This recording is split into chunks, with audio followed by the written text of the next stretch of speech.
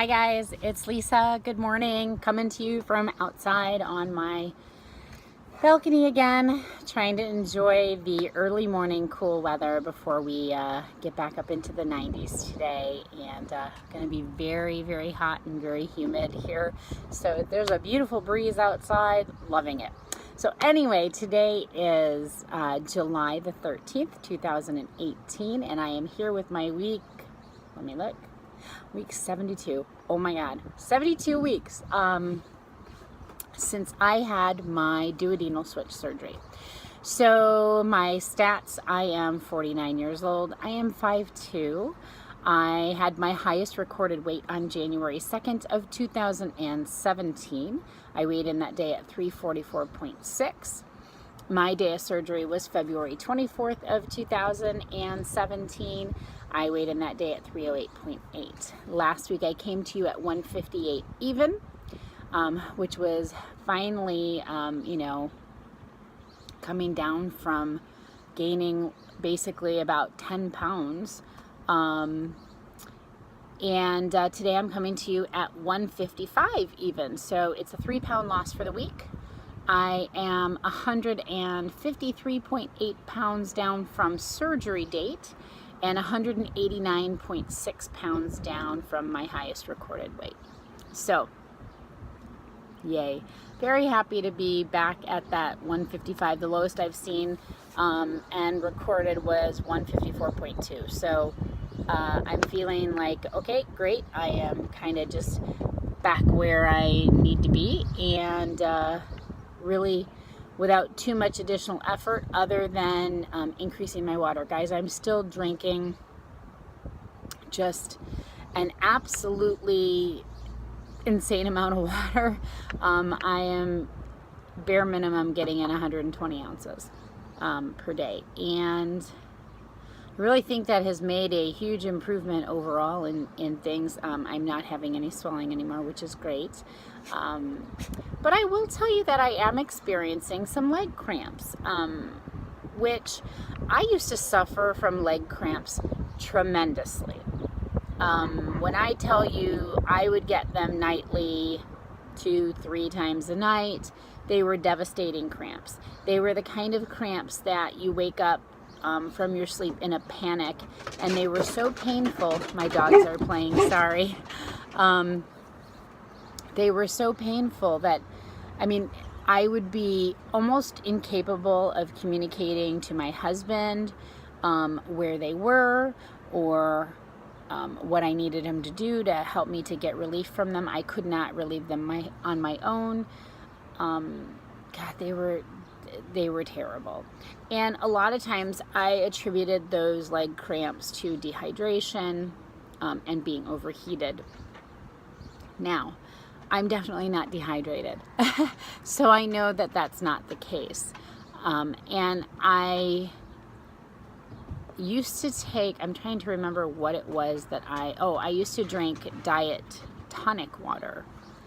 As gross as that may sound, it has quinine in it, and I used to drink that daily. Like, I can't remember if it was a half a cup or what I needed to drink it. It's been a long time since I've done it, but it used to help tremendously, and I would notice definitely that if I didn't drink it, I'd be cramping way more regularly.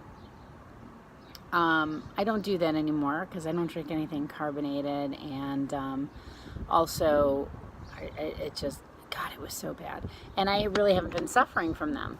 So this was kind of unusual. Last night I had them pretty bad in my ankle and then on my shin in my one leg, and the only thing that I could possibly attribute it to is yesterday I mowed the grass. Okay, I know I shouldn't be doing that because of my hip dislocation, like 4.5 weeks ago, so I really shouldn't be doing that. I probably was, because I was very conscious of my hip, I was probably moving differently, so maybe I put extra strain on that leg. Not really sure. But I've been up since 2:30 in the morning because I couldn't get back to sleep. I'm also suffering from insomnia right now. Bad. I have had bouts of this in the past, but again, it has been years and years. So of course, the last few days I've had just a terrible time sleeping. It makes you so tired, you know, but yeah, you know, I'm averaging 2 hours, 2.5 hours a night. So the last 3 nights, that's kind of where I'm at. So yeah, so I ate a couple pickles because I know pickles and pickle juice and all of that is supposed to be good for whatever your body is missing when you have cramping issues. So I ate a couple pickles and drank another bottle of water. But yeah, I don't know, really, really strange. So again, I am seeing my bariatric office on Monday. I don't know if that, maybe this is all correlated to the problem I had before, which I know that cramps can be a sign of that low potassium as well. So this is really all, you know, leading me to wonder what my potassium level really is. So I'm glad I am going to be going to see them on Monday. I'm sure they're going to ask me to draw labs, etc., because that's what's going to happen.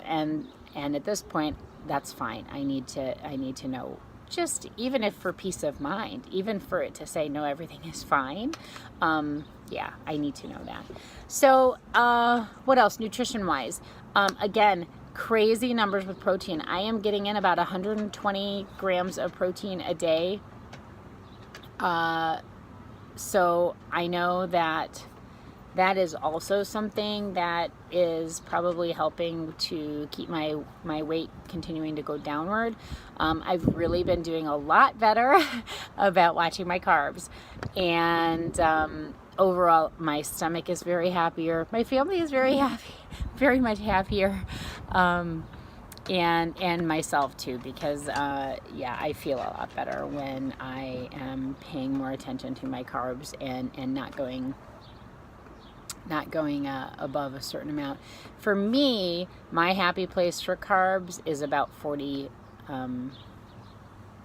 grams total carbs, not net carbs, about 40 grams total carbs, which usually ends up being lower, I can't talk today, with your net when you start removing the dietary fiber and or sugar alcohols that are included.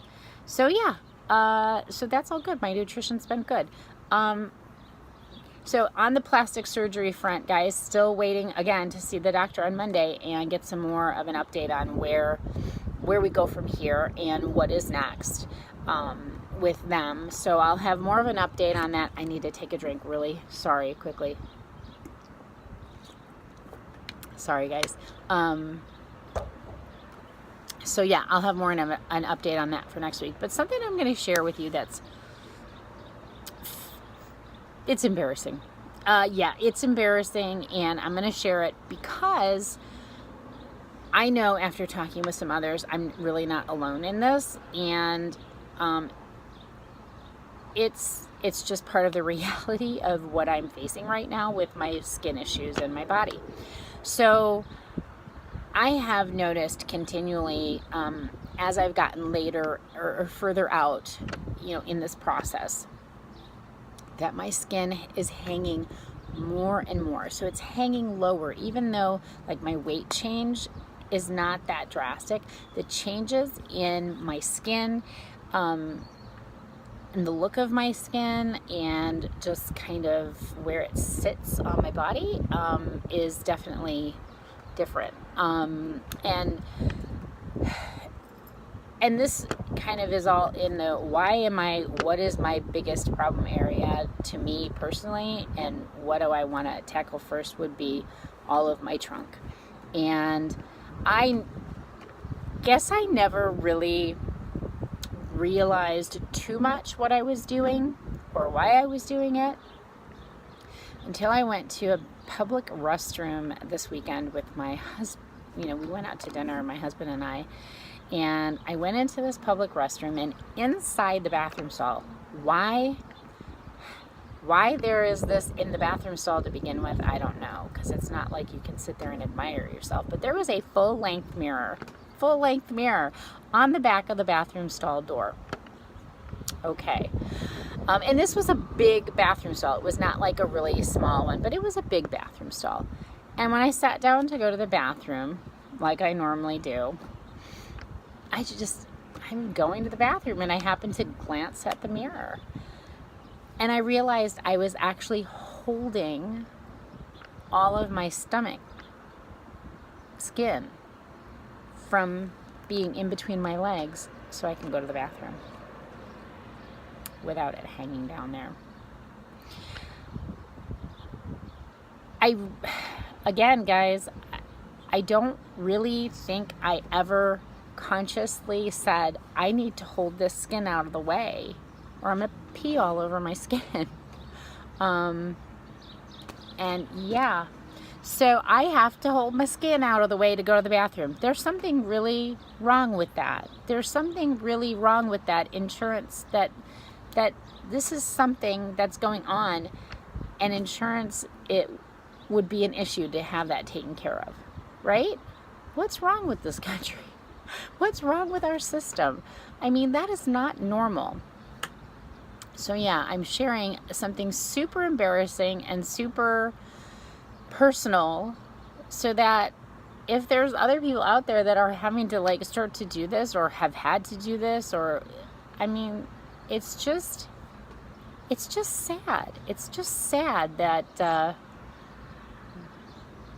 this is the deformity that I now have. After going through this great health transformation, I'm still not normal by any sense of the imagination, you know, and my body is still deformed. So yeah, so I'm sharing that, guys. Hope that's not TMI, but maybe some of you will relate to this or go, oh yeah, I have to do such and such, you know, that's really completely bizarre. Maybe I'm not the only one. Well, I know I'm not the only one, because like I said, I did have a conversation with someone about this week, and they shared with me that they too have basically that issue going on. So for me, it was really good to know that I'm not alone in this, because it was really a weird experience to just kind of see yourself doing something and not realize that you had done that, and then kind of come to grips with why you were. So anyway, all right, guys, this is a long video for me. I'm just babbling today, but I think it's because I really don't want to go in and work. So anyway, I have to get to work. I hope you all have a wonderful week. Welcome to my new subscribers. I have a few new subscribers out there, so hi everybody. As always, don't hesitate to ask me questions. I will always answer you honestly, from my experience to this point. So have a wonderful week. Bye, guys.